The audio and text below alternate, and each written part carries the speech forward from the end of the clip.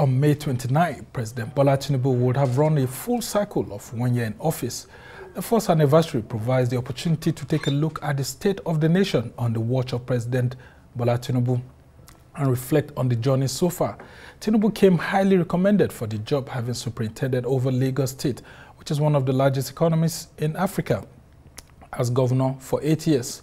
Tinubu's experience in the private sector and professional training counted so much in his favor that Nigeria will be in safe hands with him in charge. Well, so many thought. From the very blast of the whistle, barely 30 minutes after being sworn in, President Tinubu at the Eagle Square in Abuja unplugged a contentious fuel subsidy regime, the impact of which have come with devastating hardship in the country. The president himself had admitted the pains on too many occasions, but says it is a necessary sacrifice for sustainable gains. Now, to help us take a look at the scorecard of President Bola Tinubu, the federal cabinet, and the state of the nation since he took charge a year ago, we have joining us in the studio former Secretary to the Government of the Federation, Lawal. Thanks so much and welcome to the program. So good to see you again. Thank you, Samuel. All right, so what's been your impression of President Bola Tinubu, 1 year since he came into office? Well, I relocated to my village to look after my cows, sheep, and goats. And then I tried to put Nigeria out of my mind because right from the onset, I didn't expect much from the government.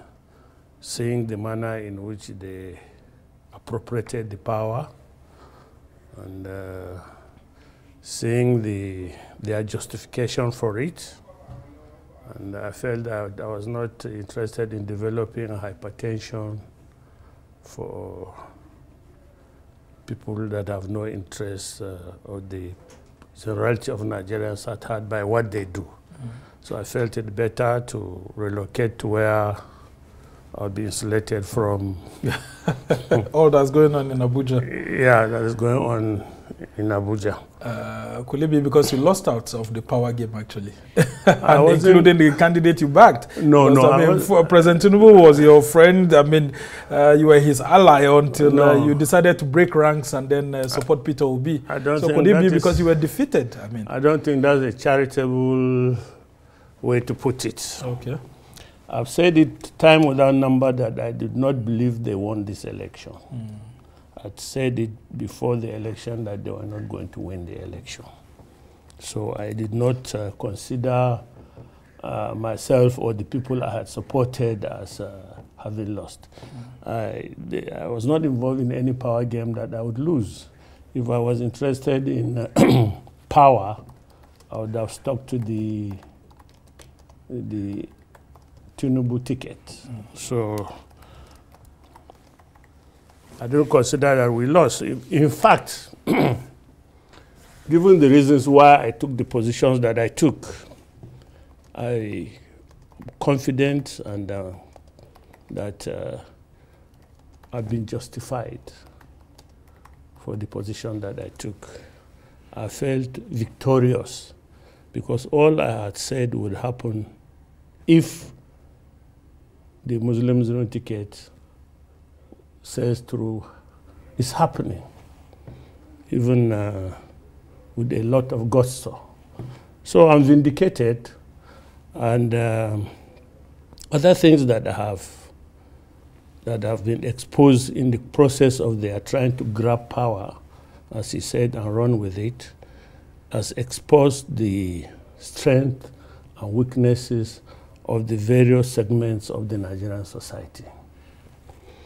It was the fact that they knew they were not going to win in a free and fair election that they had to go rogue. When you say go rogue, what exactly do you break mean all the known rules of democracy, of the electoral processes to get to power. That's what I mean, they went rogue. Because they were scared that if every Nigerian was allowed to go and cast his ballot and we had INEC that would count and announce them the way they said they would, there's no way Bola would have been president. But he had to be president, and the powers that be around him, mostly people that had other motives rather than to serve Nigeria, they coalesced around him and handed the power to him over and above our heads, whether we liked it or not. Well, have you read the recent report by the US government, which actually says that despite the challenges of the 2023 general elections, that somehow the elections were a little bit better than what used to happen in the past, to the surprise of everyone? I mean, based on what people like you in politics were saying. Somehow in international politics,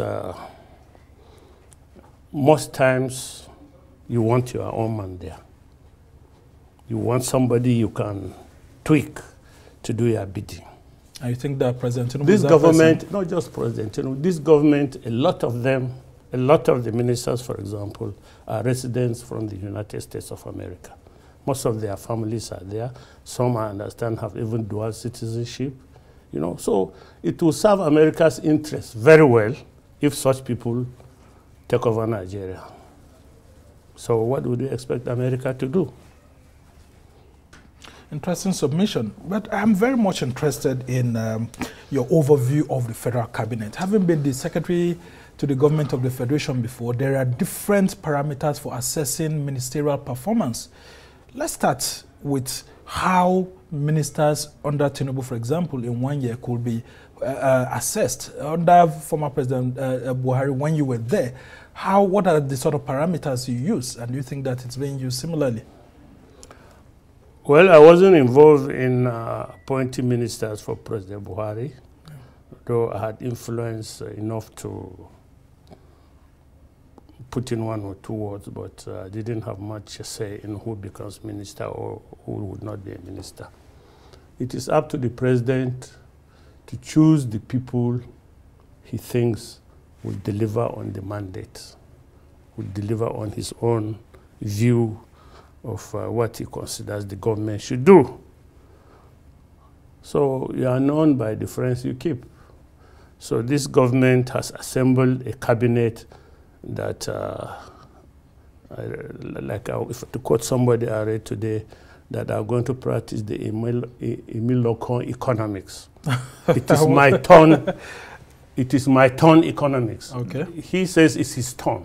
And he did what he did. He wanted to be president because it was his turn, not necessarily because he wanted to serve Nigerians or because he had knowledge of what he was going to do. It was his turn, a sense of entitlement. And so with such mindset, he therefore assembles a cabinet of like minds. And that is where we are today. You find yourself in a ministry, it's your turn. It's not Nigeria's turn. It's not the turn of the poor masses. It's your turn.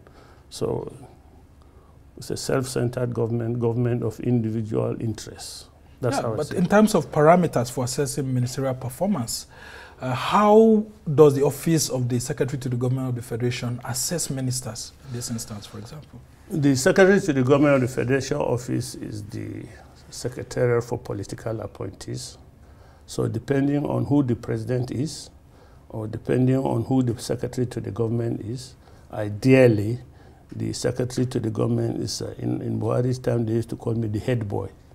the head boy, you know, make sure ministers do their jobs, make sure they behave properly, and so on and so forth. That's our time. However, over the years, this office of Secretary to the government has attracted different people depending on their background, their capabilities. Some, when they find themselves there, they just want to manage the crumbs. They don't want to annoy anybody. They don't want to ruffle figures, so they are not kicked out. Some, on account of their relationship with the president, prior being government, they have more influence on the president and the cabinet and the policies of government. So it's a whole basket of all sorts of things. Yeah, I mean, I thought that, for example, when it's 1 year or 2 years, there could actually be certain parameters that the office uses to actually assess those in cabinet. Because, I mean, this job is actually a tough job. I mean, being at the cabinet secretariat, you would have to assess every minister and then send some of these decisions, reports to the president and said, look, this person did well, this person didn't do well. Under President Tinubu, we've seen him bringing in the policy coordination office chaired by Bala Usman, and we have Senator George Akume also as the Secretary to the Government of the Federation. And you know, one would want to ask, wouldn't there be a clash? Because it looks like she's taking over the job of the SGF, and we are wondering what exactly the SGF will be doing in assessing the ministers. I've given you a background on what happens depending on the character and capability of the... In my own case, I had come into the government through a background that the president knew me very well. I knew the family, I knew almost everybody there, so I was almost like one of the family. And nobody could intimidate me. I didn't have... initially, for example, during the retreat of the ministers, you know, because the chief of staff wrote the speech and so on and so forth, the president in the closing remarks or the closing remark of the retreat, he did mention something as an sort of afterthought. And in a government, as traditional in a government like this, all ministers report to me, communicate with me through the chief of staff. He said that prior governments, the secretary to the government of the federation coordinated ministers. Ministers communicated with the president through him. But in our own time, the president said that openly, publicly to ministers. Yeah. I didn't listen to it. I had it, but I didn't practice it. And I would take my memos direct to him. If I go in, who is inside? The orderly, who is inside? I'm so person. Okay, when he comes, as soon as that person comes out, I go in with my file, I sit down, we discuss, and I come out. And you didn't have a clash with the late Abakari? I'm somebody that he would not want to have a clash with. Okay, interesting to actually hear that. However, I think there were some underground moves, people didn't like that. And one time, the president did raise the matter with me. Why are you not? I said, sir, I'm the secretary to the government. The Constitution says that all constitutional commissions, for example, which the president is the chair, I am the secretary to the government. I'm the secretary, for example, to the National Security Council, which means I have the highest clearance at that level. Technically, sir, I should be sitting here while you are meeting with somebody. As you are secretary, I should be the one to remind you, sir, this was what you told this man, this is what we are going to do. So I'm not supposed to pass through an appointed person. I'm a constitutional appointee and secretary to the government. And you know, with my boss, he would just smile. He would just smile, let me be. And so that's how it is. If you don't have that type of relationship prior to your appointment, you just sit in your office and somebody else will take over your duties. Take over your duties. And because you don't want to lose even the small crumbs you are getting, you manage the humiliation. After all, when you go out and you buy white agbada, so people think that you are a big man.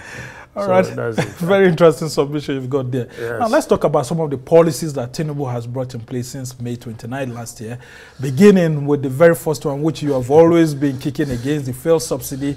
And you are saying that this action, which was done without the cabinet being in place, is actually at the heart of some of the challenges that President Tinubu is facing.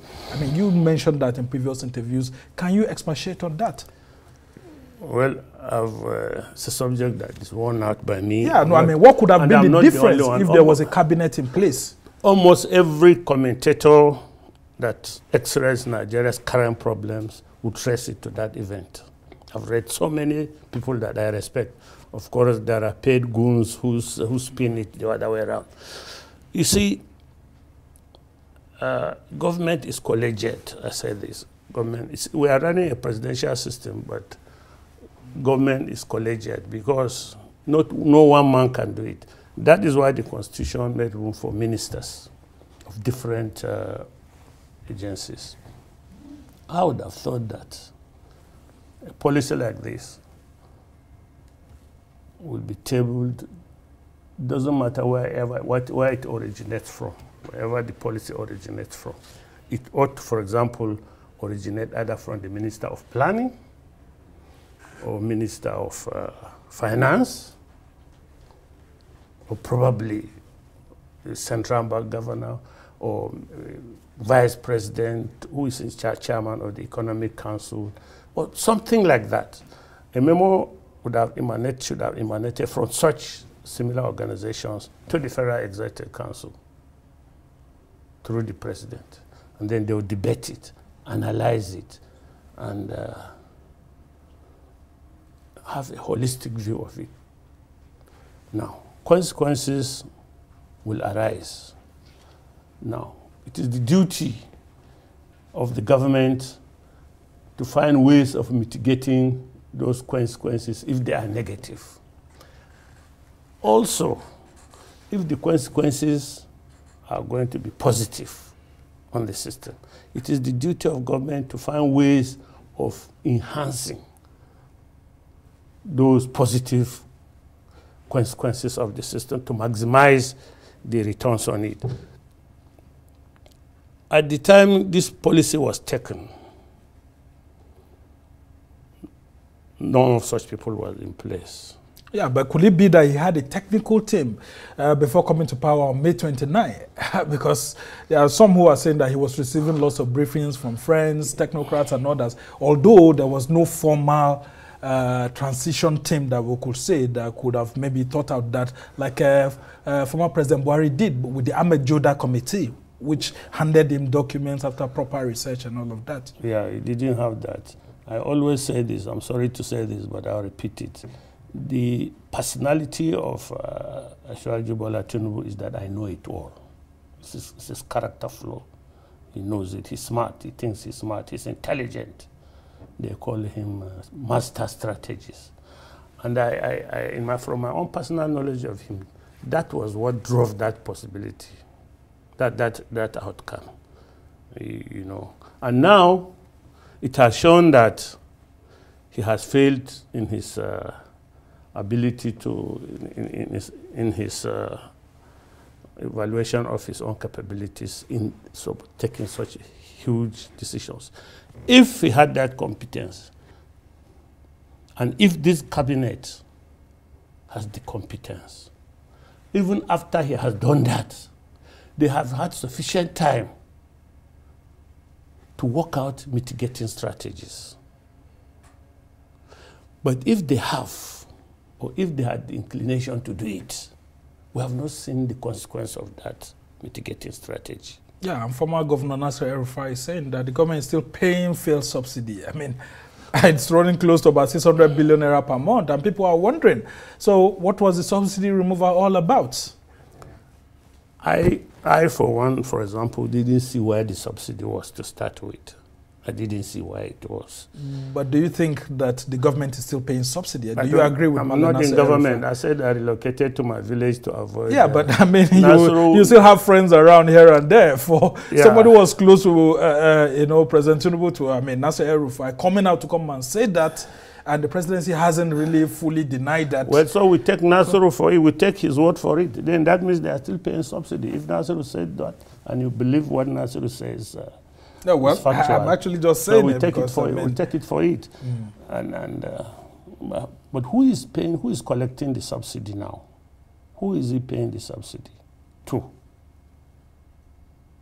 To who? Who is collecting the money? Should have asked Nasir that. If the government is paying the subsidy, he must be paying somebody. Who is he paying, and for what? And what are the parameters that will determine the so-called subsidy? I don't know. All right. I just want to quote what you had said previously. You said that you don't have a Minister of Finance who will calculate the impact of this society, on society. You did not even have the Federal Executive Council that will approve that. You have nothing, as at that time, nobody to advise you, nobody to break out the what-ifs. I want to ask, that is it the same situation that's happening with the issues of the currency fluctuation that's ongoing. And then, of course, Nigerians are crying that they are being overburdened. Could it be that President Tinubu is not listening to his cabinet? Or maybe the cabinet is not talking to him. Oh, you think so? Well, I mean, they just had the Marathon Federal Executive Council meeting during the week where they spent 2 days. How can it be that nobody is speaking at that meeting? Sometimes I prefer to use my own self as an illustration. This matter was going on all over the place during our own time. The governors were putting pressure on the president that they must remove subsidy, they must remove the ceiling on the allow free float of the naira, and so on and so forth. At one instant, I was in Otukpo. We went for the burial of Audu Ogbe's other mother or father, but we were in the church, and the minister next to me showed me a news flash that the vice president has said that I think oil will be sold at 270. There's some form of the regulation, a two-stage something. So the minister showed it to me. I said, Oga, have you deregulated the naira? I said, I don't know anything about it. And I mean, Audu is an elder or old man in government. So I mentioned, sir, do you know about this? He said, they don't know. But it was the VP that announced it, that there was something we will now be using, the exchange rate for something will be 270, I think, for buying the... Could it be when Buhari was in the hospital? No. Buhari was alive. Buhari was healthy, very healthy. I said, we're in Otukpo. So when I came back, I went to the president. I said, what is this? Have you deregulated the naira? He said, no.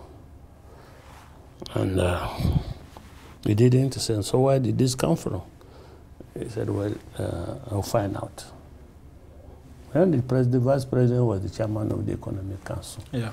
And the governors formed the Economic Council. And there's one thing with governors.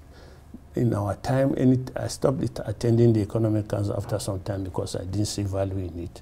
Because all they do there, when they come on Wednesday, the meetings are always on the, I think, Thursdays. Yes, Thursdays. Third Thursday or last Thursday of the month, something like that. So they would come, assemble in Abuja on Wednesday, meet in one of the governor's house. Yari was their president. They would give Yari their shopping list.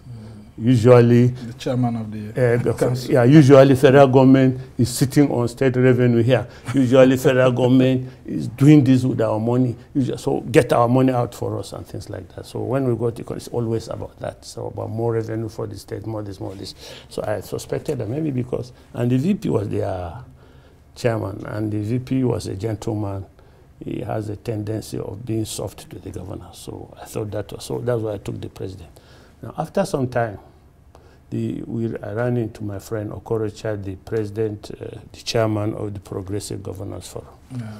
We were friends, and we were just gisting, and he said, this dollar, we must deregulate it. We must allow a free float on it. And this oil subsidy, we must remove it. Okorocha was able to convince me that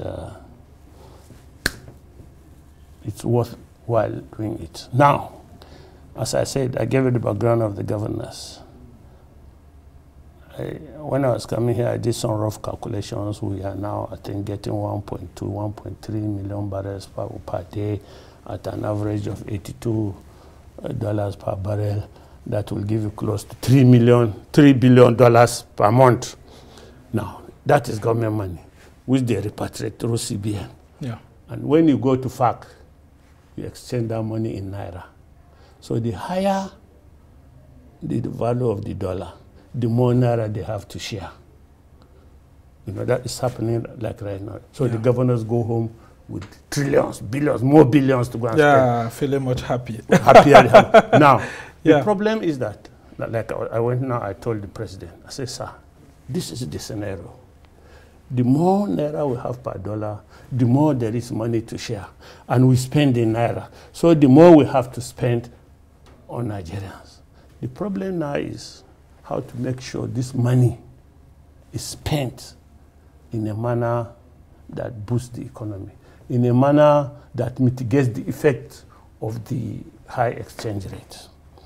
And it's not a long story. Abacha did it and set up PTDF, and we see the results.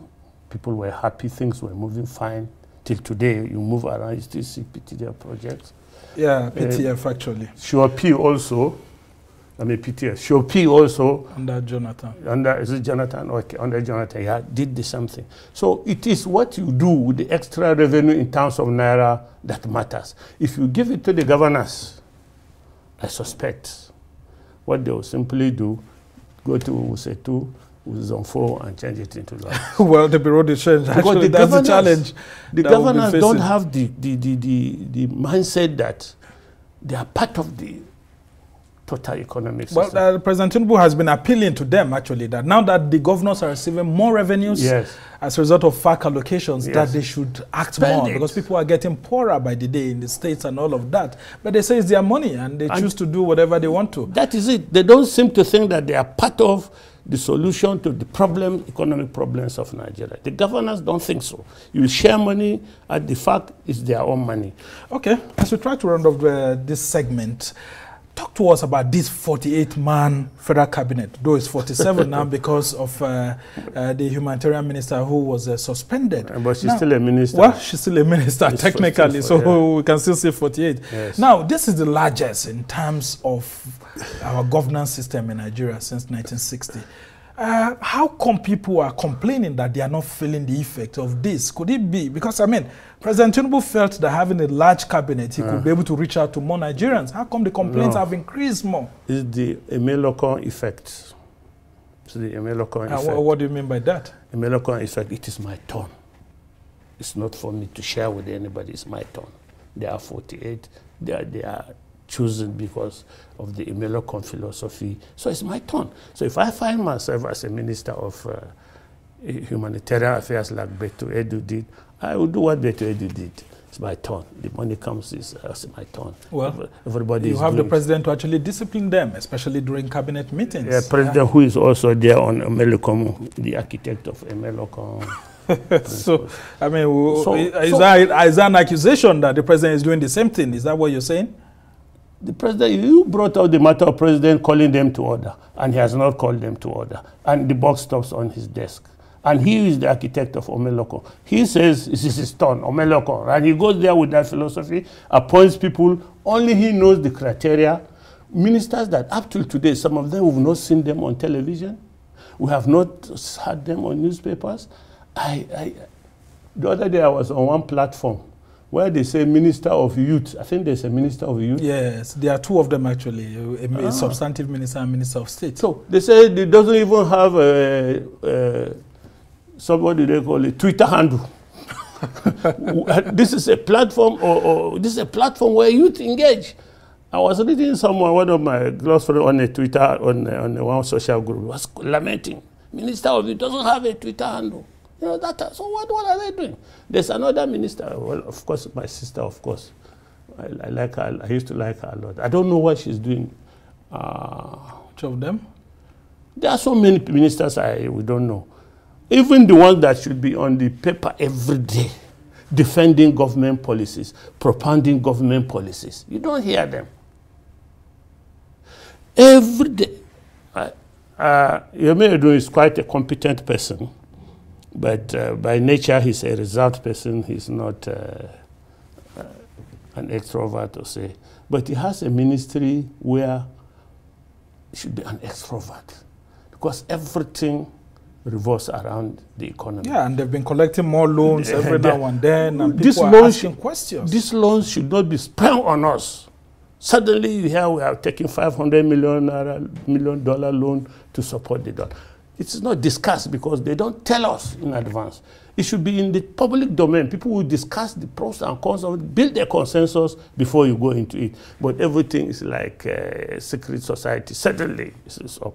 In our time, you know, it was this girl, Minister of Finance, who has this? Zainab. No, the first one. Who has this Eastern English? Ngozi Okonjo-Iweala? No, there's a small girl. Kemi Adeosun. Kemi Adeosun. Okay, I used to call her with her Eastern England accent. She's always talking. She's always saying things, explaining what the government is doing, why the government is doing what they are doing, how the government is financing this thing, why the government cannot finance this thing. This is all what people that just know what the government is doing. Unfortunately, she was swept away by the same allegations that we're having now. The Minister of Planning was also doing the same. Udoma or something. Udoma. So many people were talking. Minister of Education was talking. Everybody was talking. Nigerians were seeing what the government was doing. Good or bad? Could it be that these governments, they are not talking because they are doing more things? They don't want to be exposed. Keep quiet. Just if you talk, you let yourself open to scrutiny. All right. What's your overview of the renewed hope agenda? I mean, 1 year after, do you think that President Tinubu has worked towards that campaign document, or it still remains within the realm of politics and it hasn't been translated into governance, into a governance working document at the moment? This renewed hope, at what time did it come? After the election? Abi? After the election. So it was not a pre-election matter. It's just an afterthought renewed hope.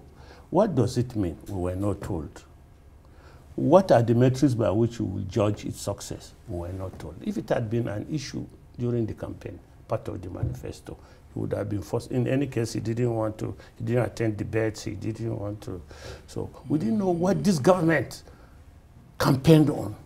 What promises did they make to us, and how can we hold them accountable? Because we don't know it ab initio. We don't have the metrics to judge them. So we don't know whether they are just there. Just there. Well, the president says he's been going abroad and they've been bringing lots of foreign direct investments. Yeah, he has been bringing foreign direct investments, which the people deny. As soon as they make the announcement, the people say it is not so. You're talking about the Maersk, yeah, we are not aware. $600 million. Yeah, the people say we are not aware. And now we can go to Dubai, we can get visa. Dubai say we are not aware. Everybody says we are not aware. We will do this, we are not aware. So it's a government of... they conjure up what they expect. I mean, Tinubu, right from time, has always been seen as a master strategist when it comes to political talks here and there. Could it be that President Tinubu is overwhelmed in government at the federal level? Because, I mean, we are wondering, where's the expertise that Tinubu I have a personal view on this. Okay. Since I have known him, I've known his ambition. I have come to the conclusion that he was more interested in power than in what to do with the power when he eventually gets it. Now he has gotten it, he doesn't know what to do with it. It never occurred to him on what to do with it. You mentioned Lagos. I used to laugh at them in those days when he was governor. I said Lagos will do an interlocal government football competition. They will not be shy in calling it World Cup, because their mindset, their whole view is just around Lagos. One tribe, one religion, you know, people that by nature are hierarchical in their leadership style. The boss talks, everybody falls in line. And that's the Yoruba culture, isn't it? There are no two bosses, no debate. The boss says it, it's done. It comes into a national scene where 200 and something tribes, everybody with his own challenges, everybody with his own ambition, everybody with his own local issues. People in a system in which no matter how good you are, there are some people from the beginning will make up their minds, because you are not their man, they will not allow you to perform. He got into this system, surrounded himself with the Omelokon people, and he's out of his element. Well, the vice president is not an Omelokon man, so that should be one of his closest advisors. We call it spare tire. The vice president has no defined rules. It's what the president... Yeah, but I mean, shouldn't he be chipping in a word? And that's why you have a cabinet. I mean, and you have been the cabinet secretary before. Shouldn't the cabinet be able to provide more insight into discussions, provide some, you know, policy alternatives also? If the renewed hope agenda is not going the way they had anticipated, maybe tweak it a bit or something like that. Yeah, I pray that I hope for those of us who know this man before he became president, and we look at those around him, our lamentation is that we don't see anybody visible that has the guts or the ability to go and meet him and say, sir, like we used to do with my boss now. That's former President Buhari. I say, Oga, this is no good. You know, go work. Oga, I'll add Oga. Oga, yeah. This will not work. Why will you not work? You give him. He listens. So, or at the cabinet, somebody like Minister of Sports, Dalong, will stand up and criticize the president directly, and everybody will take it. He'll take it in good faith, and I believe probably later he will go and sort out the issues. And, yeah. You know, we don't. When you assemble people like this, Yomeo probably knows him. He was his minister. Dele Aleke probably knows him. He was his commissioner. Kado, so this the CBN government. My friend with Pachpasivi is well, there. That's a very strong one, actually. Yeah, his cousin, this one in Osun State before? Yeah, the Minister for Blue Economy. Yeah, his cousin, probably he knows him. He has assembled quite a lot of people that knew him before, probably, you know. But even in that cabinet, since I knew him well before then, even in those people, I don't see one of them that has the courage. I'm going to say, Rankedede. I don't think. Or Ashwaju in this instance. Since it's not from the north. Whatever. That's how we call him. Say, Rankedede, this policy, I don't think it is good for us. It will lose this. Bola will listen. In spite of my fallout with Bola, the one characteristic that I knew him with, and which actually was what propelled me to support him, he listens. And his strength used to be that if you give him a brilliant idea now, he will appropriate it. And if you are not even careful, before you leave his presence, he'll be narrating that idea to you as if it originated from him. He's somebody that is not threatened by tapping brilliant minds. Yeah, I mean, that's the reason why a lot of Nigerians... that's why I thought about him. And again, well, that is the major reason why I supported him. At some point before the fallout. Yeah, I mean, before the fallout, I believe. But suddenly, I think, maybe because what he needed to dispense was not much at that time. But now, what the president dispenses is massive. It's enormous. So could he have developed a monarchical complex at this point he has time? not. He couldn't have, because first of all, he has high challenges like every short person. You know. Well, you're getting too personal now. No, I'm just generally, like I used to say, like every short person, they like to notice me while I die. And he likes to, it's easy to boost his ego. But it doesn't work in a system like this. You need somebody whose feet are on the ground, who is firm, who is solid, who will tell you are lying to me. I don't think that is correct. Go and look at it again and bring it. All right, we'll just have to go on a short break now. And when we come back, we will be talking about some of the things you're already saying, including your proposal for a northern presidency in 2027. We'll now be going on a short break. Stay with us as we go on this break, and when we come back, we will be talking about why Babachir Lawal prefers a northerner to be Nigeria's president in the next coming elections in 2027. Welcome back from the break. You're still watching This Week, and I'm Samna Sambo. Now we are still talking about the state of the nation, and then, of course, as President Tinubu prepares to mark his first year in office, there have been lots of talks about governance and several issues. And of course, he was a strong supporter of the Obidati presidential campaign in the 2023 election, which was won by President Bola Tinubu of the All Progressives Congress, APC. Now, former Secretary to the Government of the Federation, Babachir Lawal, who is still here with me in a recent interview, says he wants the next election to produce a president from the northern part of the country.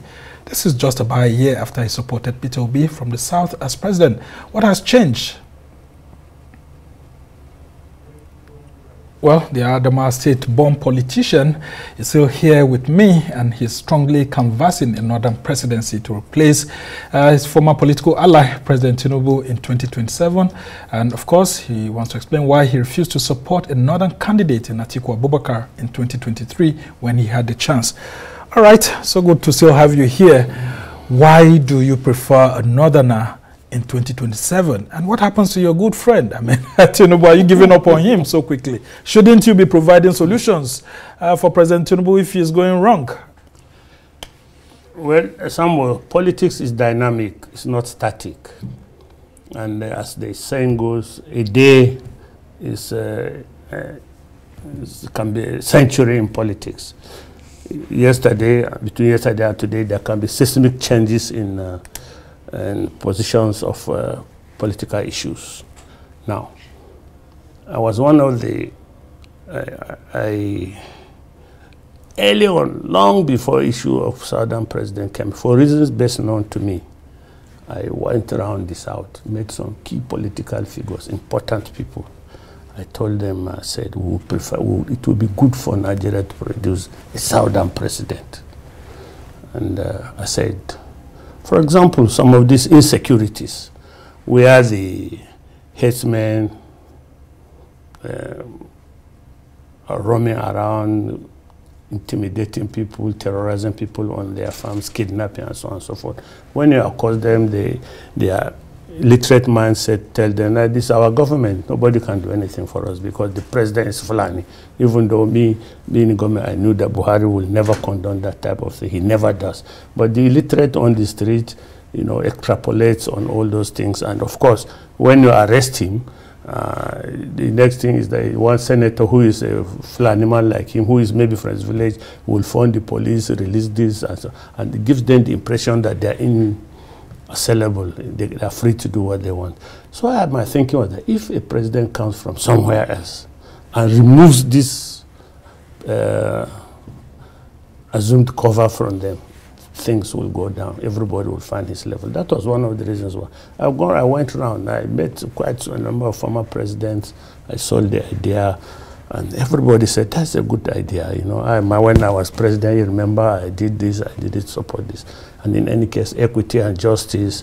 When I was in East Copper in Warri in 1979. Yeah, that's Delta State. Delta State. That was after the presidential election.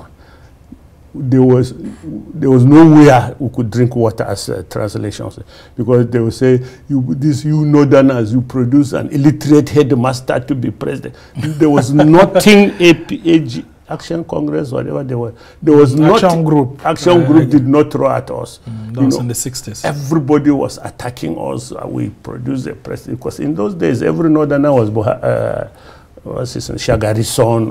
So we were so embittered. I mean, the way the vocabulary they were using to describe the president. So I had to remember when I complained to my mother. I said, this thing, what was it? So my mother told me, let me advise you. I'm not educated, but let me advise you. Let they too allow them to produce a president so that they too can be insulted. Eventually, I don't think any president ever got the insults that Goodluck Jonathan got. Abi?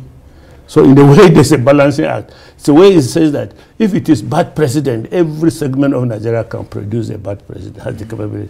If it's a good president, every segment of Nigeria can produce a... Forget about constitutional issues that in any case say everybody is free to contest and so on and so forth. So I felt that some of the tensions in the system will reduce if those who felt marginalized or who felt isolated are given the opportunity to do it.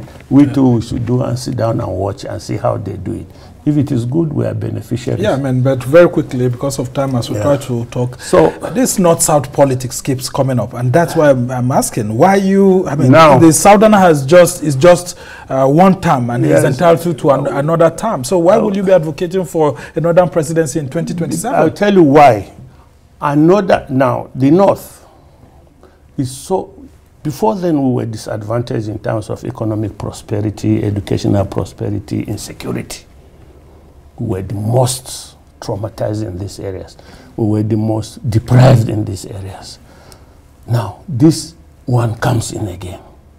The poverty on the land is endemic, it's pervasive, it's unassailable, it's unimaginable. Yeah, I mean, there was poverty before President Tinubu. Yeah, there was, but now, so I wasn't aware of people going to bed without one meal of the 3 meals. Now I'm aware. In those days, I was aware the middle class, you could leave Abuja, come and buy tender documents and bid for a job, and if you are lucky, you get it, you know, without even knowing who is the minister. These days, they don't even, there's no job.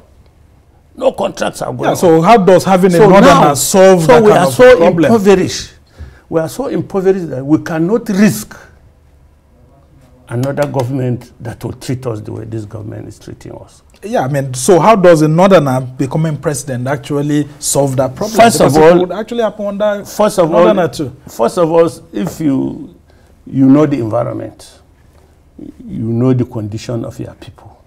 Now, one of the advantages of being in government is the dispensation of political favors.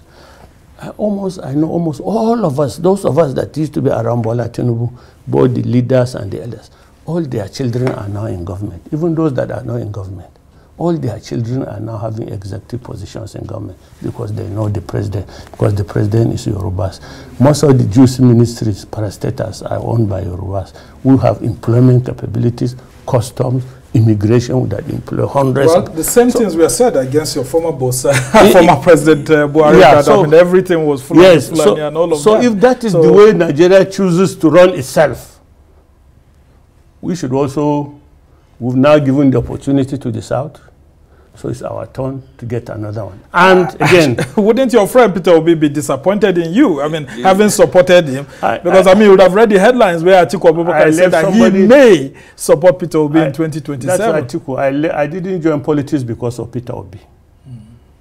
I didn't. Peter Obi didn't pay my school fees.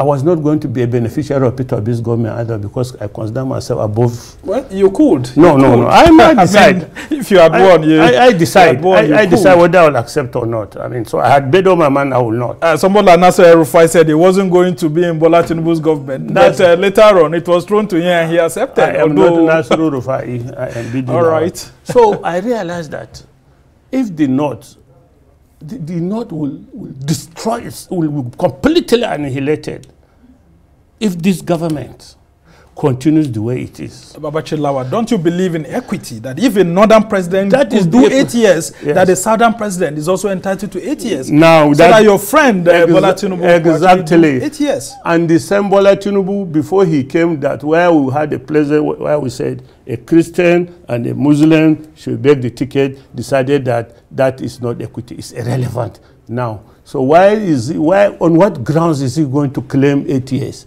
whereas he's the first person that threw all those equity issues overboard? He has no moral right to claim it. Well, he's a southerner. There's still a pairing between a southerner and a northerner in government as we speak. Yes. President Tinubu is a southerner, and of course his vice president is actually... No, the truth of the matter is that every northerner knows that if we cannot survive, in fact, these remaining 3 years, I don't know how we are going to survive. I don't know whether we run out or not. But let me tell you, for the very first time in my village, all farmers will go to farm without fertilizer because it's now 39,000 from 7,000. Nobody can afford it. Just today, I bought agrochemicals. What I used to buy 1,300, this morning I bought 3,900. I don't know which farmer in my village can afford chemical fertilizer. On my own, to leave my village to my farm every day and back, my car and my backup car, I spend 200,000 naira every week on fuel, petrol. And you think a northerner coming to government will resolve these issues in 2027? We are basically farmers. And if these Lagosians government don't know about farmers, we need a governor that understands farming, which is the only thing the northerner wants. The Talakawas, all they want is their fertilizer, fine. That's okay they want from government. So do you have anyone in mind ahead of 2027? God will provide. God will provide. You're going. Yeah, it's somehow spiritual now. No. It's not saying that. I mean, God doesn't come down from heaven very quickly as we try to run down. They will come up. So they are there. I'm sure there are people that are grooming or warming up or something. But I can tell you. And you think that they can challenge an incumbent President Bola Tinubu, who is a master strategist, as we are told, we now know who is now with federal might. His strategy has been exposed, and we know how he got there, and now the resources he will need to repeat what he did in 2000 and when was it? 2003. Babachir Lawal, just before I let you go, you are actually a pastor too, because you're called Babachir David Lawal. I mean, isn't there room for forgiveness? I mean, if your friend, President Bola Tinubu, has hurt you so much, shouldn't there be room for forgiveness so that you forgive him and then provide some sort of spiritual and physical advice to him on how to run the government? I can swear to you, I don't even have the capability of carrying malice since I was born. I don't have the capability even if I wanted to. There's nothing personal between me and Bola. Something happened. He took a decision that I found uncomfortable, and I excused myself from it. It's not personal. It's not there's no animosity in that. And some within his team are saying that you still haven't got off from the corruption allegations about the cross-cutting issue that was put against you, and so I was looking for a way to fight back at any government that comes. The court, we went to court, and my lawyers made a no-case submission. The judge agreed that there was nothing for us to come and even defend. There was no case. That was the outcome of the case. You feel vindicated? No case is the outcome of the case.